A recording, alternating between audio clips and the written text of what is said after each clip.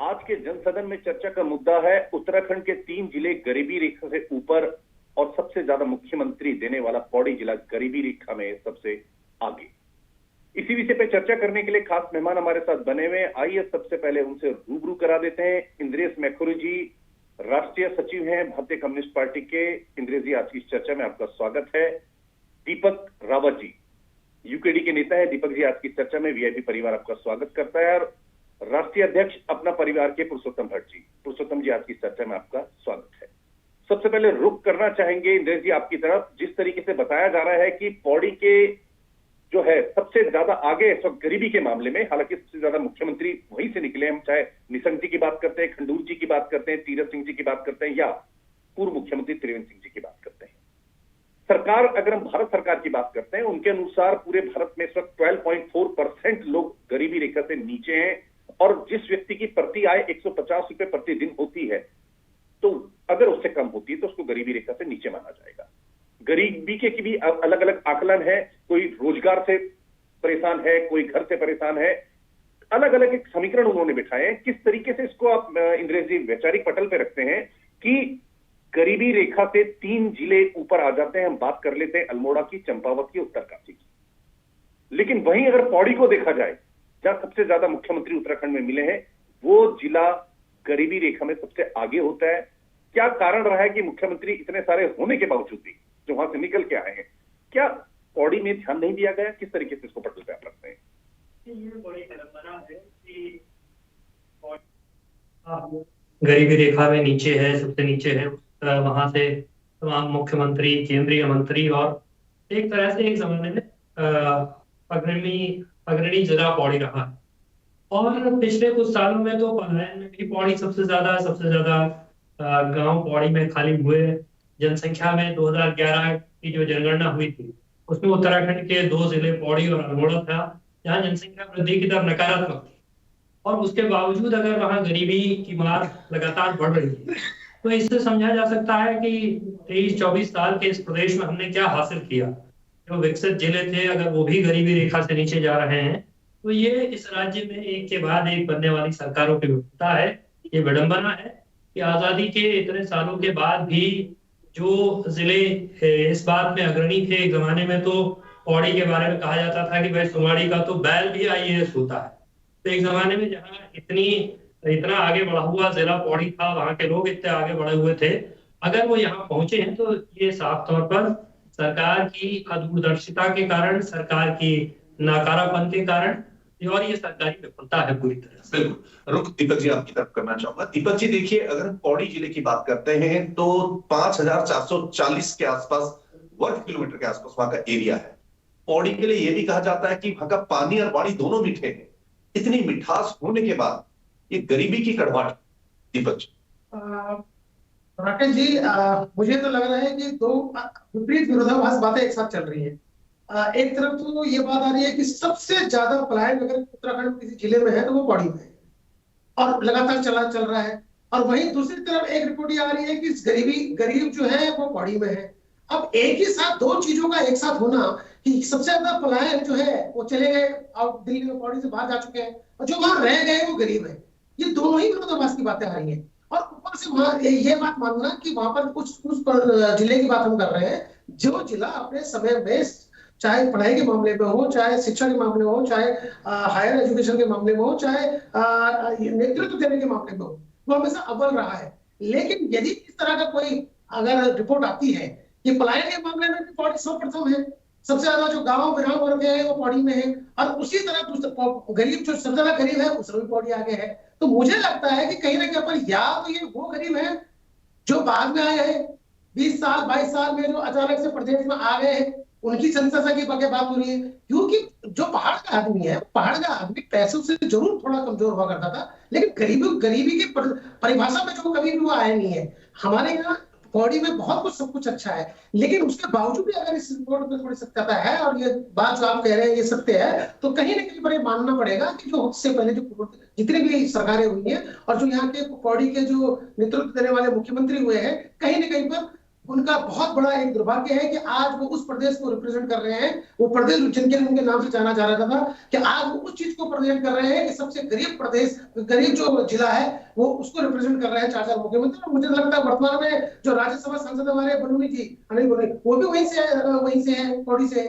लेकिन स्थिति देखिए ना कि नेतृत्व के मामले में सबसे ज्यादा, इसका मतलब ये लग रहा है कि सिर्फ नेतृत्व ही देने में हम लोग जो हमारा पौड़ी जिला है वो सबसे आगे चल रहा है। लेकिन जहां पर बात आ रही है उसकी रोजगार देने की, जहां पर आ रही है कि एक स्वच्छ जीवन यापन करने की, वहां पर हम कहीं ना कहीं पर सूचकांक पे नजर आ रहा है, जो आपकी रिपोर्ट कह रही है कि हम कहीं ना कहीं पर बहुत पीछे चल रहे हैं। बाकी में दुर्भाग्यपूर्ण है। बिल्कुल पुरुषोत्तम भट्ट जी देखिए, अगर हम बात करते हैं अल्मोड़ा की, चंपावत की और खासकर उत्तरकाशी की, उत्तरकाशी में गंगोत्री यमुनोत्री की बात कर लेते हैं, वाया मसूरी जेपी बैंड से होते हुए सुबह होली होते हुए जब उत्तरकाशी व्यक्ति जाता है, ऐसा तो नहीं कि कहीं वहां एक टूरिस्ट ज्यादा है, वहां की बिक्री ज्यादा है, वहां की इनकम ज्यादा है, वहां पे व्यापार ज्यादा है, इस कारण से वहां प्रति व्यक्ति की आय ज्यादा हो, इनकम ज्यादा हो, सोर्स ऑफ इनकम की फैसिलिटी ज्यादा हो, ये रीजन देखा जाए, या फिर पौड़ी में जो है कि हो सकता है आवाजाही इतनी ना हो, जिस तरीके से अभी दीपक जी बता रहे थे कि लोग पलायन कर गए, एक बड़ा फैक्टर वो भी है, क्योंकि सर्वे हुआ होगा जो पलायन करके उनका सर्वे शायद ना क्या हो, जो बासिंदे हैं, जो बसे हुए लोग हैं, पुराने लोग हैं,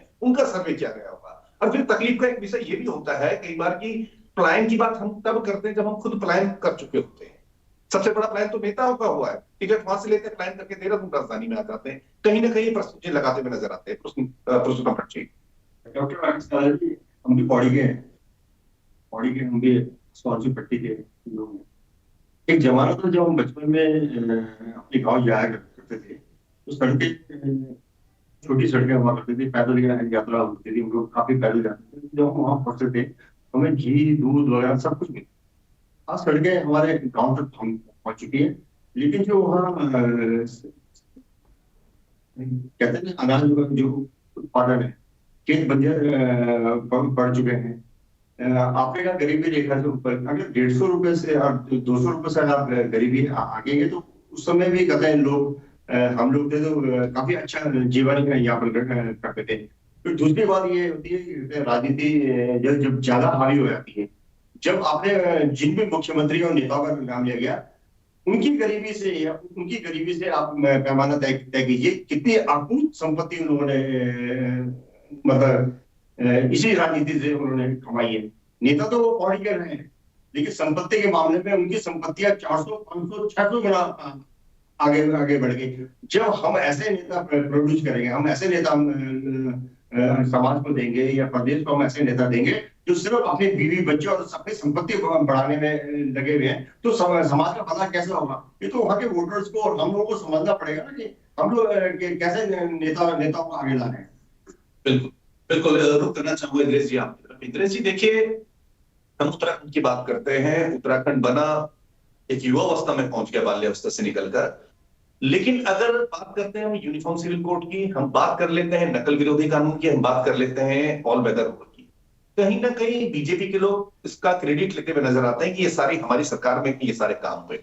आप विपक्ष में हैं, क्योंकि आपका भी कहीं ना कहीं दायित्व बनता है कि सरकार को आईना दिखाए, अगर कोई चीज छूटी भी है, कोई चीज वहां पे उपलब्ध नहीं। खासकर बात करते हैं शिक्षा की, स्वास्थ्य की, चकबंदी की, पलायन की, ये बड़े मुद्दे रहे हैं। लगता नहीं कि इन पे विपक्ष होने के नाते कहीं ना कहीं बड़ी आवाज उठानी चाहिए, सरकार को जगाने का प्रयास करना चाहिए? देखिए, ये सारे सवाल तो लगातार उठाए जाते हैं, और पलायन का सवाल भी जो है, असल में पलायन का सवाल तो इन सारे सवालों की कुंजी है एक तरह से।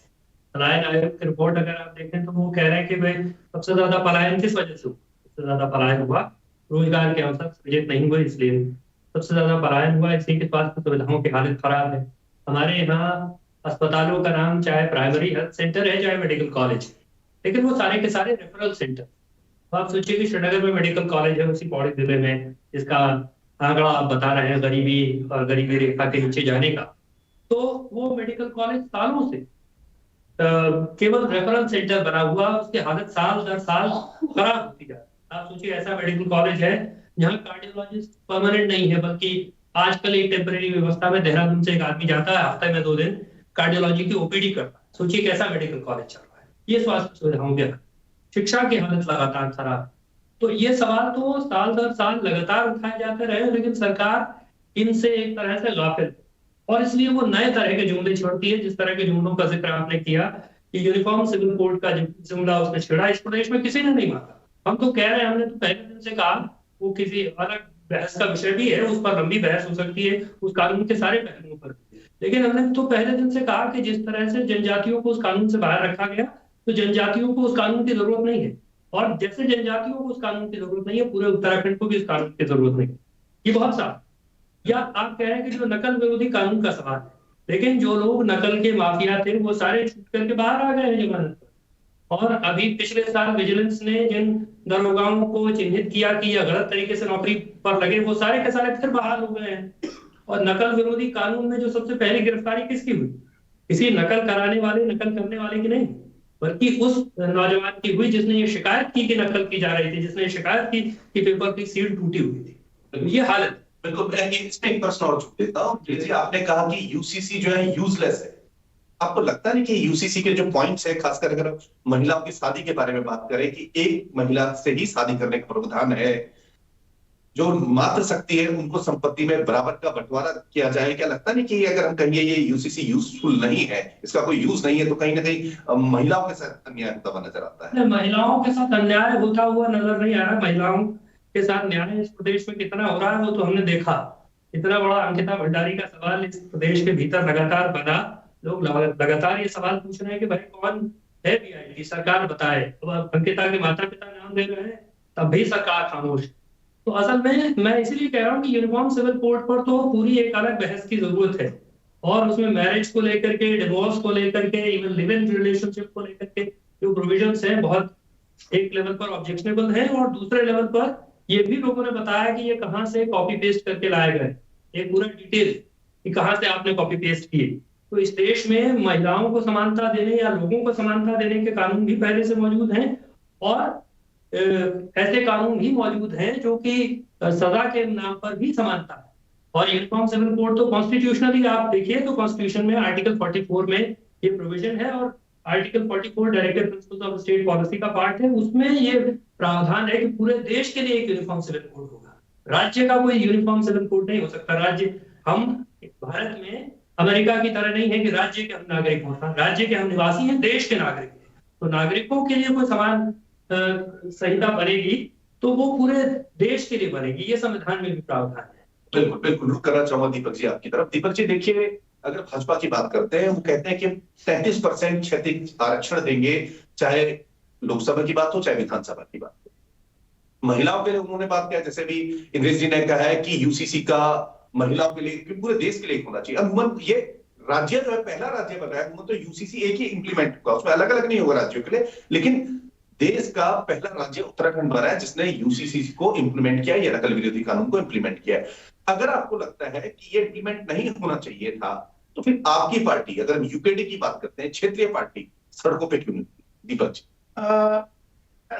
देखिए, मुझसे पहले इंद्रेश जी ने बहुत स्पष्ट करा हुआ है कि आप मुझे बताइए राकेश जी, इस प्रदेश में यूसीसी के लिए कौन सा आंदोलन हुआ? जिस बात के लिए आंदोलन हो रहा है उस बात पर तो कभी सरकार ध्यान दे नहीं रही है। आंदोलन पिछले 20-22 साल से जब तो उत्तराखंड क्रांति दल बनाए, मूल निवास की बात है कि मूल निवास प्रमाण पत्र जारी किया जाए, सख्त भू कानून जारी किया जाए। क्या उसके बाद में वर्तमान सरकार ने कुछ निर्णय लिया? देखिए विरोधाभास, देखिए मुख्यमंत्री कहते हैं मैं यूनिफॉर्म सिविल कोड में भारतीय जनता पार्टी देगी, मूल निवास भी भारतीय जनता पार्टी देगी, और सख्त भू कानून भी भारतीय जनता पार्टी देगी। अब आप ये बताइए कि तीनों ही चीजें एक जैसे कैसे हो सकती हैं? और सबसे बड़ा विषय इसमें यूसीसी में है कि ये इम्प्लीमेंट किस पे होगा? नागरिक की परिभाषा केंद्र करेगा डिसाइड, या राज्य करेगा? और ये यूसीसी अगर उत्तराखंड का है तो उत्तराखंड के किन लोगों पे लागू होगा? कौन वो लोग जो 1950 से यहाँ पर आ रखे हैं, या वो लोग जो 9 नवंबर 2000 के बनने के बाद यहाँ आए हैं, या वो लोग जो आज की वर्तमान में जो प्रणाली चल रही है, जो 15 साल जिसको हो चुके हो और जिसको यहाँ पर स्थायी निवास प्रमाण पत्र मिल गया हो, उनके ऊपर हो रहा है? किसके ऊपर ये इम्प्लीमेंट होगा? है महिलाओं, ठीक है। दूसरी बात, जो उत्तराखंड क्रांति का विरोध था राकेश जी, वो अगर ये इतना ही महत्वपूर्ण था तो इसको चर्चा में लाना चाहिए था, जनता के पास लाना चाहिए था, जो विपक्ष था उसको उसमें सम्मिलित करना चाहिए था। लेकिन आप रातों रात 700 पेज का यूजीसी का ड्राफ्ट आप 4 दिन में पढ़ लेते हैं। मैं तो बिल्कुल बुद्धिमत्ता के लिए बहुत धन्यवाद दूंगा सारे भारतीय जनता पार्टी के उस कैबिनेट मिनिस्टर्स को और हमारे मुख्यमंत्री जी को भी। जो यूसीसी ने ड्राफ्ट 700 पेज का पूरा उन्होंने पढ़ लिया, और उसके बाद 4 तारीख को 3 तारीख को उनके पास आता है, और 5 तारीख को 6 तारीख को पटल में रह जाते हैं, 7 तारीख को पास हो जाता है। कितना उन्होंने पढ़ा होगा, कितना उसको समझा होगा, किस तरीके से उसका ध्यान रखा होगा। मैं मानता हूं कि उन्होंने बहुत कुछ किया होगा इस बारे में। मैंने तो उनके प्रवक्ताओं से बोला भी था कि अगर कोई कुंजी है, अगर समिति ने कोई कुंजी बना रखी है तो विपक्ष को भी उपलब्ध करा दे, ताकि हम भी पढ़ लें कि सार क्या है इस ड्राफ्ट का। चलिए आज की डेट में वो ड्राफ्ट बन गया है, लेकिन आप मुझे बताइए ये प्रदेश कहाँ है राकेश जी? ये प्रदेश आज किस ओर जा रहा है? स्थिति वहीं पर तो है कि आप जिस यूसीसी की बात कर रहे हैं, 6 तारीख को यूसीसी लागू होता है, 7 तारीख को सदन पास करता है, और 8 तारीख को एक शर्मनाक घटना हमारे इस प्रदेश में घटती है। उसकी जिम्मेदारी कौन लेगा? तीनों ही दिन पूरे राष्ट्र के जो समाचार पत्र थे, उन्होंने प्रमुखता से उत्तराखंड को छापा। 6 तारीख को छापा कि पहला राज्य है, जैसे आप कह रहे थे कि प्रथम राज्य है वो भारत के बनने के बाद। उसके बाद 7 तारीख को सदन में पास हो गया, और 8 तारीख को शर्मनाक घटना होती है। उसकी जिम्मेदारी कौन लेगा? बिल्कुल बिल्कुल देखना पड़ेगा। बिल्कुल करना चाहूंगा पुरुषोत्तम भट्ट जी आपकी तरफ। पुरुषोत्तम भट्ट जी, अगर हम गरीबी रेखा की बात करते हैं, पौड़ी की बात कर लेते हैं, वहां पे लोग बेरोजगार हैं, क्या उसके लिए भी सरकार दोषी है? लोग पढ़ नहीं रहे, पढ़े लिखे नहीं, क्या उसके लिए भी सरकार दोषी है? क्या घर से निकाल के रोजगार उनके हाथ में देना, क्या इसके लिए भी सरकार दोषी है? वहां पे लोग अपना व्यापार कर सकते हैं। अगर हम सरकार की बात करते हैं, सरकार ने, अगर हम SC ST की बात करते हैं, उनको लोन देने की सुविधा की है सरकार। अगर ठेली रेडियो की हम बात करते हैं, उनको लोन देने की सरकार ने फैसिलिटी दी है। ये अगर हम कहें तो फिर क्या कारण है कि लोग वहां गरीबी रेखा से नीचे हैं और एक तंगहाली का जीवन जी रहे हैं? क्या इन सब के लिए सरकार दोषी होगी? जी आपने बड़ी हास्यास्पद बात कर दी जी। कहते हैं सरकार को आपने बिल्कुल जिस तरह से आपने सरकार का बचाव किया, उस तरह से मुझे लगता है VIP न्यूज चैनल नहीं बचाव नहीं किया, एक प्रश्न किया है कि क्या इन सब के लिए दोषी आप हैं? मतलब दोष किसको देंगे आप?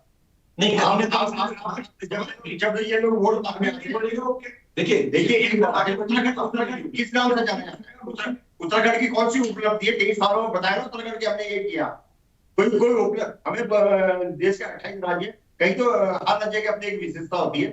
इस राज्य की विशेषता जरा लोगों को पता तो चले। 23 साल में सिर्फ भ्रष्टाचार, सरकारों ने भ्रष्टाचार किया, सरकारों ने करप्शन किया, कोई जेल नहीं गया, पलायन सबसे ज्यादा हुआ, बेरोजगारी सबसे ज्यादा बढ़ रही है, गरीबी रेखा आपने 150 करी। आपके कदर नेता और उनके चमचे तो अरब लूट रहे हैं इस प्रदेश से, लूट तंत्र अधिकारी वो सबकी तो जो धन संपदा वो अकुत बढ़ गया, और एक गरीब आदमी को आप 150 रुपए में तोड़ रहे। आप कह रहे नौकरी नहीं है, आप बताइए कौन सी फैक्ट्री इन्होंने वहां उपलब्ध करा दी, कौन से इन्होंने संसाधन वहां गाँव में उपलब्ध करा दिए? चकबंदी ये लोग कर पा रहे हैं, खेत लगातार बच्चे जा रहे हैं, नौकरी वहां पर दे नहीं पाए, स्कूल से इन्होंने कई स्कूल सरकारी स्कूल उन्होंने बंद कर दिए, स्वास्थ्य सुविधा ये नहीं दे पा रहे हैं। कुछ तो सरकार दे, तो आप सरकार को ब्लेम नहीं करेंगे तो हम सरकार का पक्ष कैसे लेंगे? सरकार चुनी काहे के लिए जाती है? लोगों के सुविधाओं के लिए तो चुनी जाती है।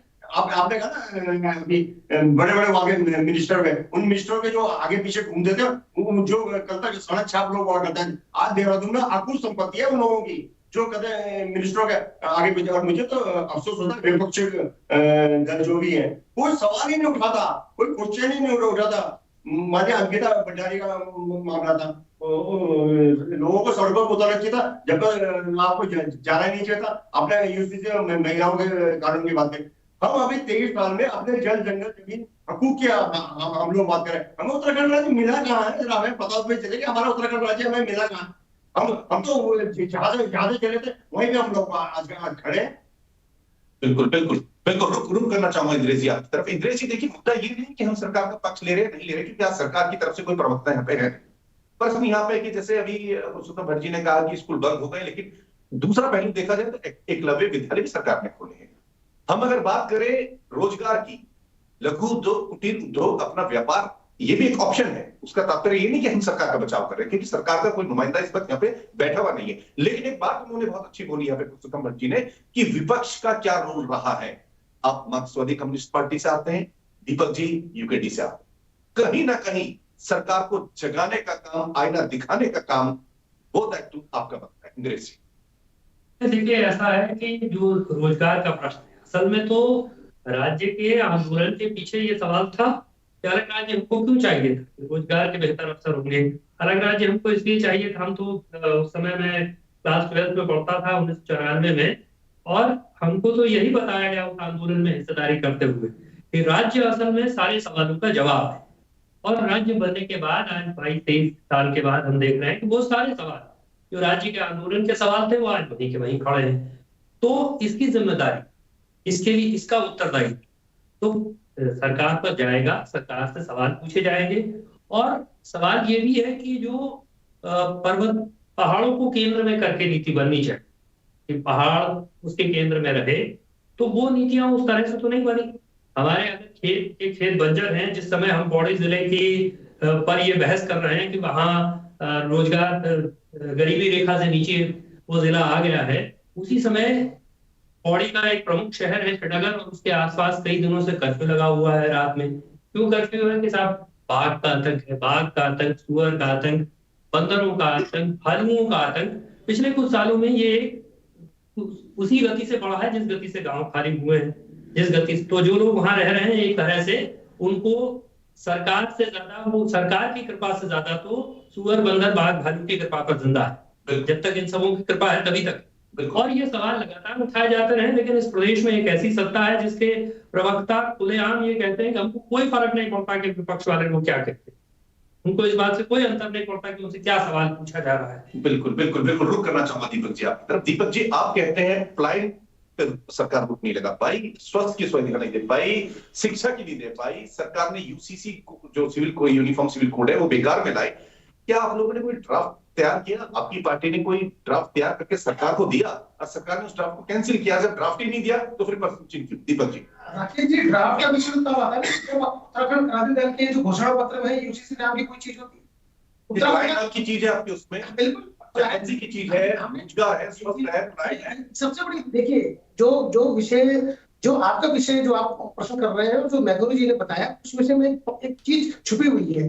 जब तक सरकार किसकी भी हो, चाहे भारतीय जनता पार्टी हो, कांग्रेस की हो, या कभी मैगुरू जी की पार्टी की सरकार आए और उत्तराखंड क्रांति दल की सरकार आए, जब तक केंद्र में यहाँ का पहाड़ का आदमी नहीं होगा, पहाड़ के जनमानस नहीं होगा, तब तक कोई भी प्रदेश, इस प्रदेश का किसी भी प्रकार का विकास नहीं हो सकता। विषय क्या है कि राष्ट्रीय पार्टियां जो है वो राष्ट्र को लेकर राष्ट्रीय नीति लेकर चलती है। उनको कोई मतलब नहीं है कि सुदूर क्षेत्र में रहने वाला जो जनमानस है, जो गांव का आदमी है, उसे किस तरह की समस्या का सामना करना पड़ रहा है। पलायन का समय वही है। यदि पलायन का विषय इस राज्य के बनने से पहले भी था और राज्य के बनने के 20 साल बाद, 22 साल बाद भी अगर लगातार वर्तमान में चर्चाओं का विषय चल रहा है, तो कहीं ना कहीं पर ये विफलता जो है वो इससे पहले जो सरकारें रही है, जो वर्तमान सरकार है, उनके ऊपर रखना पड़ेगा। सरकार इस पलायन आयोग बना चुकी है, पलायन आयोग की रिपोर्ट हर उसमें आ जाती है। मजे की बात देखिए कि भारतीय जनता पार्टी ने जिस तरीके से इस प्रदेश की, देखिए बड़ा अजीब सा विषय होता है कि प्रदेश में देहरादून स्थायी राजधानी है कि अस्थायी राजधानी है, आज तक अस्थायी और स्थायी के नाम पे ये बोलते रहते हैं। और मजे की बात है कि पलायन आयोग अब एक नई परिभाषा गठित कर चुका है कि पलायन भी स्थायी हुआ है, अस्थायी हुआ है। मतलब स्थायी और अस्थायी के नाम पे जो ये जिस तरीके का गोलमाल वर्तमान सरकार करती है, अब इनसे पूछा जाए कि पलायन तो पलायन हुआ ना, ये स्थायी प्लान और अस्थायी प्लान क्या हुआ? उनके सारे प्रवक्ता चर्चाओं में कहते हैं कि जी कि स्थायी प्लान हुआ है, अस्थायी नहीं हुआ है। तो इस प्रदेश की विडंबना ये है कि जहां की राजधानी आज तक स्थायी न हो पाई हो, वहां पर सारे विषय अस्थायी और स्थायी पे टिके रहते हैं। और वर्तमान सरकार तो चाहती है कि जो जनता है वो इसी मुद्दे पर उलझा रहे, और जो जिन मुद्दों के कारण ये जो गरीबी रेखा जो आज आपका विषय है कि वाकई में गरीबी रेखा में अगर पौड़ी जिला आता है, तो जितने भी वहां से जो सांसद बन के गए हुए हैं, ये उनकी जिम्मेदारी है। जो पूर्व में प्रधान मुख्यमंत्री बने हैं, उनकी जिम्मेदारी है। जो वर्तमान में अगर कैबिनेट मिनिस्टर है, ये उनकी जिम्मेदारी है।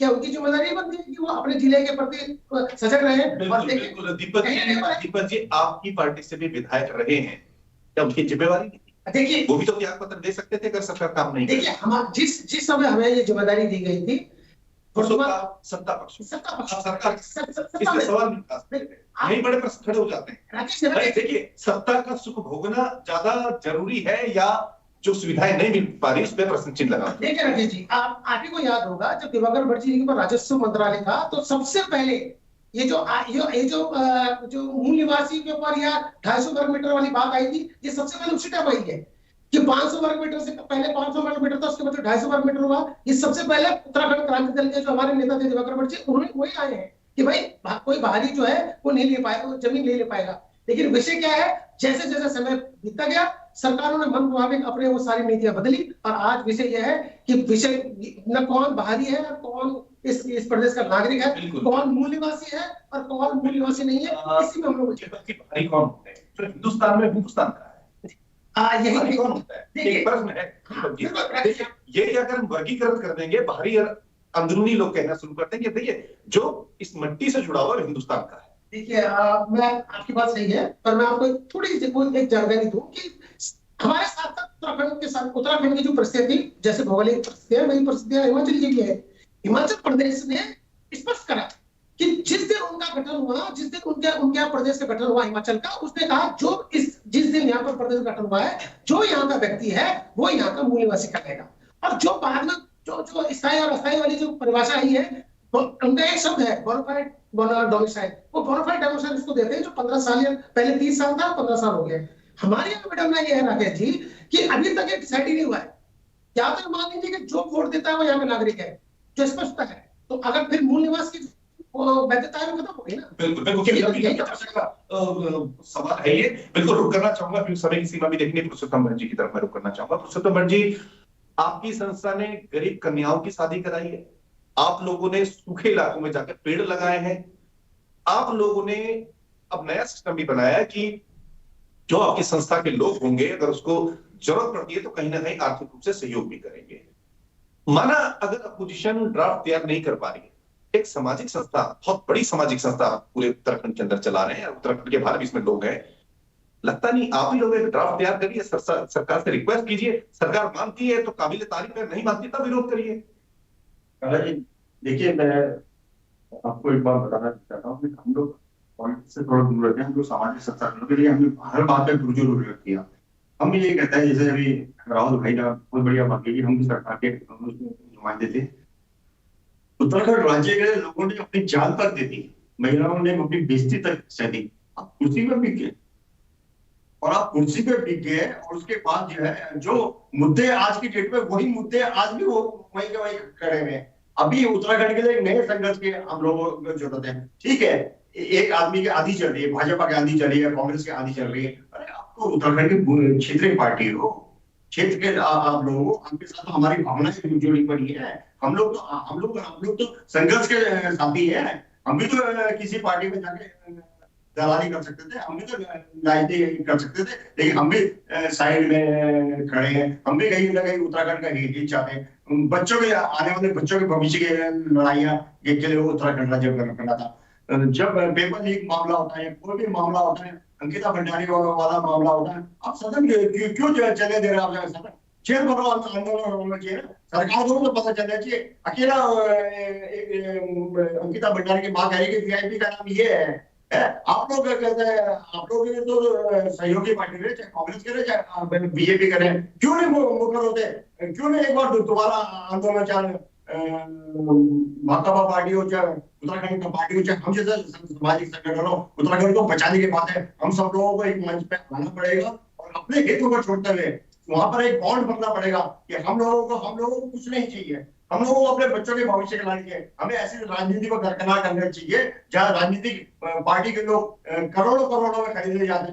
उत्तराखंड का सबसे मतलब बेकार दिन था जिससे कहते हैं यहाँ पर हॉर्स ट्रेडिंग हुई। विधानसभा में कांग्रेस के काफी लोग खरीदे गए और भारतीय जनता पार्टी ने सरकार बनाई थी। ये देवभूमि के नाम पर उसकी कलम था।